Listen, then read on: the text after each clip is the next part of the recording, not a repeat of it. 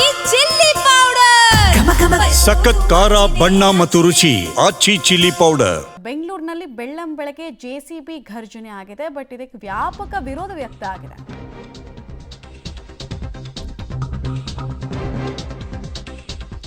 ಇನ್ನೂರು ಮನೆಗಳನ್ನ ತೆರವು ಮಾಡ್ತಾ ಇದ್ದಾರೆ ಜಿಬಿ ಅಧಿಕಾರಿಗಳು.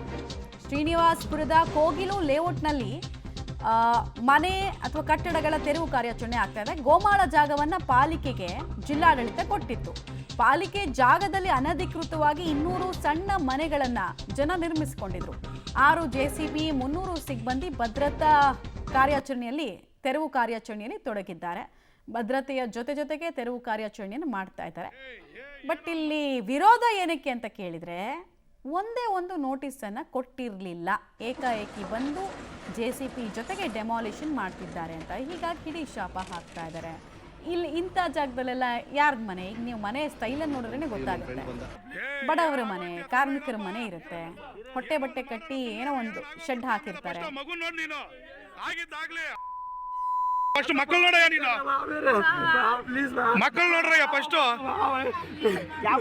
बहुत मेहनत से बंदी एक एक रुपया जो हड़को बंदी ಸೊ ಯಾರದು ತಪ್ಪು ಹಾಗಾದ್ರೆ? ಅಧಿಕಾರಿಗಳ ತಪ್ಪ ಅಥವಾ ಒತ್ತುವರಿ ಜಾಗದಲ್ಲಿ ಮನೆ ನಿರ್ಮಾಣ ಮಾಡಿದ ಜನರ ತಪ್ಪ ಅನ್ನೋ ಪ್ರಶ್ನೆ ಇದೆ.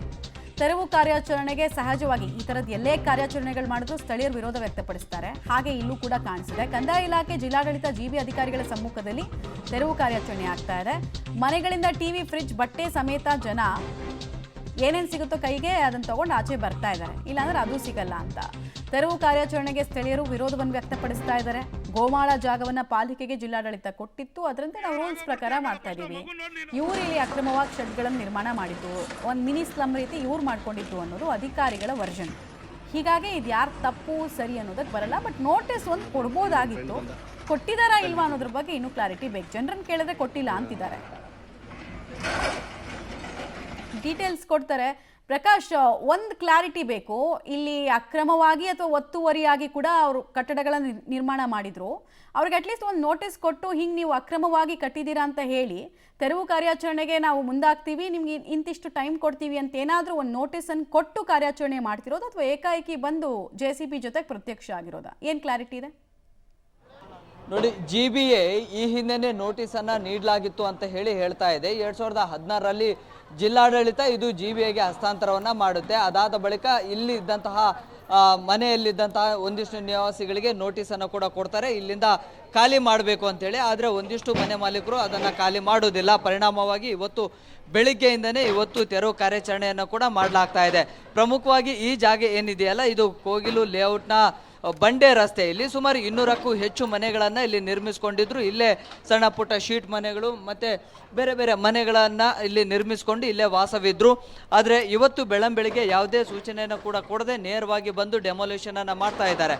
ಇನ್ನು ಇಲ್ಲಿ ಒಂದಿಷ್ಟು ಜನ ವಿರೋಧವನ್ನು ವ್ಯಕ್ತಪಡಿಸ್ಬೋದು, ಗಲಾಟೆಗಳು ಆಗ್ಬೋದು ಅನ್ನುವಂಥ ಕಾರಣಕ್ಕಾಗಿ ನೇರವಾಗಿ ಹೆಚ್ಚಿನ ಸಂಖ್ಯೆಯಲ್ಲಿ ಪೊಲೀಸರ ಭದ್ರತೆ ಕೂಡ ಇತ್ತು.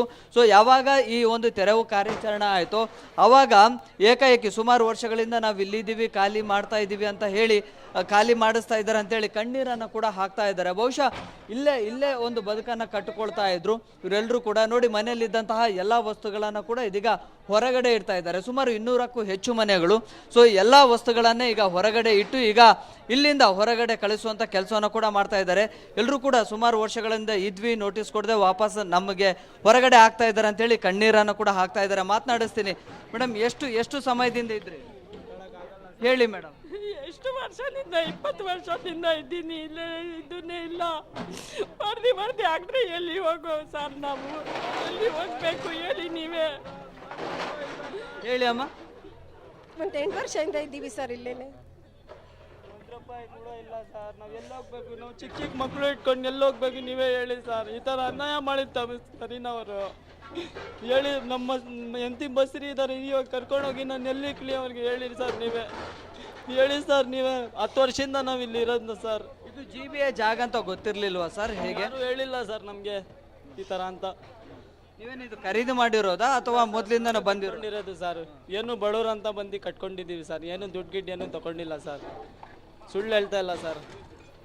ನೋಡಿ, ಇನ್ನು ಈ ಭಾಗದಲ್ಲಿ ಕೂಡ ತೋರಿಸ್ತೇನೆ.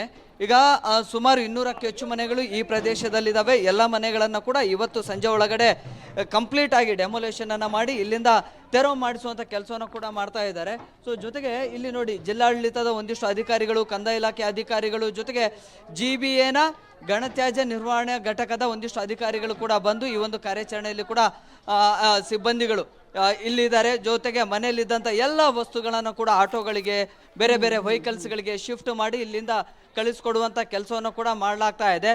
ಸೊ ಇಲ್ಲಿನ ಒಂದಿಷ್ಟು ಈ ಒಂದು ತೆರವು ಕಾರ್ಯಾಚರಣೆಯನ್ನು ಇಲ್ಲಿದ್ದಂಥವ್ರೆ ಒಂದಿಷ್ಟು ಜನ ಬಂಡೆಗಲ್ಲುಗಳು ಏನಿದಾವೆ ಹೈಟಲ್ಲಿ, ಸೊ ಅಲ್ಲಿಂದ ಕೂಡ ವೀಕ್ಷಣೆಯನ್ನು ಮಾಡ್ತಾ ಇದ್ದಾರೆ. ಇದರ ಹಿಂದ್ಗಡೆ ಒಂದಿಷ್ಟು ಮನೆಗಳಿದ್ದಾವೆ, ಅಲ್ಲಿ ಎಲ್ಲ ಮನೆಗಳನ್ನು ಕೂಡ ತೆರವು ಮಾಡಿಸುವಂಥ ಕೆಲಸವನ್ನು ಕೂಡ ಮಾಡ್ತಾ ಇದ್ದಾರೆ. ನೋಡಿ, ಈ ಭಾಗದಲ್ಲಿ ಕೂಡ ಈಗ ಎಲ್ಲ ಅಧಿಕಾರಿಗಳು ಕೂಡ ಬಂದು ಮನೆಯಲ್ಲಿದ್ದಂಥ ವಸ್ತುಗಳನ್ನು ಬೇಗನೆ ಹೊರಗಡೆ ತರಬೇಕು, ಗಾಡಿಗಳಿಗೆ ಶಿಫ್ಟ್ ಮಾಡಬೇಕು, ಇಲ್ಲಿಂದ ಬೇಗ ಹೋಗಬೇಕು ಅನ್ನುವಂಥ ಸೂಚನೆಯನ್ನು ಕೂಡ ಕೊಡ್ತಾ ಇದ್ದಾರೆ. ಸೊ ಸುಮಾರು ವರ್ಷಗಳಿಂದ ಇಲ್ಲಿ ಇದ್ದಂಥ ಈ ಕುಟುಂಬಗಳು ಇದೀಗ ಹೊರಗಡೆ ಬೀಳ್ತಾ ಇದೀವಲ್ಲ ಅಂತ ಹೇಳಿ ಕಣ್ಣೀರನ್ನು ಕೂಡ ಹಾಕ್ತಾ ಇದ್ದಾರೆ. ಮಾತನಾಡಿಸ್ತೀನಿ, ಇನ್ನೂ ಒಂದಿಷ್ಟು ಜನ ಇದ್ದಾರೆ. ಅಮ್ಮ ಹೇಳಿ, ಎಷ್ಟು ಸಮಯದಿಂದ ಇಲ್ಲಿ ಇದ್ರಿ? ಬನ್ನಿ ಬನ್ನಿ ಸರ್, ಹೇಳಿ. ಹಲೋ, ನಮಸ್ಕಾರ ಸರ್. ನಾವು 15 ವರ್ಷದಿಂದ ನಾವು ಇಲ್ಲಿದ್ದೀವಿ. ಏನನ್ನ ಕಷ್ಟಪಟ್ಟು ನಾನು ಆಟೋ ಡ್ರೈವರು, ಆಟೋ ಓಡಿಸ್ತಾ ಇದ್ದೀನಿ. ಆಟೋ ಒಳಗೆ ನಮ್ಮ ಜೀವನ ನಡೆಯೋದು. ಅದು ಏನು ನೀವು ಕಷ್ಟಪಟ್ಟು ಸಾಲ ಮಾಡಿ ನಮ್ಮ ಮನೆಗೆ ಹೆಂಗ್ ಸ್ವಲ್ಪ ಮನೆ ಕಟ್ಟಿದ್ದೀವಿ ಸರ್. ಅದಕ್ಕೆ ಇವಾಗ ಬಂದು ಎಲ್ಲ ಗಲಾಟೆ ಆಗಿಬಿಟ್ಟು ಇವಾಗ ಹೊಡಿತಾ ಇದ್ದಾರೆ. ನೋಡಿ, 200ಕ್ಕೂ ಹೆಚ್ಚು ಪೊಲೀಸ್ ಸಿಬ್ಬಂದಿಗಳು, ಜೊತೆಗೆ ಅಗ್ನಿಶಾಮಕ ದಳ ಸಿಬ್ಬಂದಿಗಳು, ಹೆಚ್ಚುವರಿ 2 ರಿಂದ 3 ಆಂಬುಲೆನ್ಸ್ಗಳನ್ನು ಕೂಡ ಇಲ್ಲಿಗೆ ತರಿಸ್ಕೊಂಡು ತೆರವು ಕಾರ್ಯಾಚರಣೆಯನ್ನು ಕೂಡ ನಡೆಸಲಾಗ್ತಾ ಇತ್ತು. ಆದರೆ ಇದಕ್ಕೆ ವ್ಯಾಪಕ ವಿರೋಧಗಳನ್ನು ಕೂಡ ಇಲ್ಲಿನ ಜನ ಕೂಡ ಮಾಡ್ತಾ ಇದ್ದಾರೆ. ರೈಟ್, ಧನ್ಯವಾದ ಪ್ರಕಾಶ್. ಖಾಲಿ ಜಾಗ ಸಿಕ್ತು ಅಂತ ಮನೆ ಕಟ್ಬಿಡೋದಲ್ಲ, ಕಟ್ಟಿದ್ರೆ ಹಿಂಗಾಗತ್ತೆ. ग्रुप जो हड़को बंदे में दियो के मैं करके